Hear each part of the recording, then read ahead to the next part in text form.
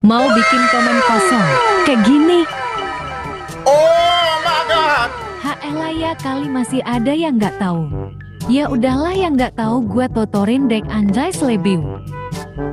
Jadi pertama kalian buka Google ya dek. Terus ketik salin teks kosong anjay selebiu. Kalau udah tinggal enter aja selebiu. Kalau udah kalian pencet yang paling atas ini ya dek. Terus scroll ke metode 2 ya selebiu. Terus pencet pilih teks yang ini ya anjay. Kalau udah pencet yang biru-biru ini ya dek anjay selebiu.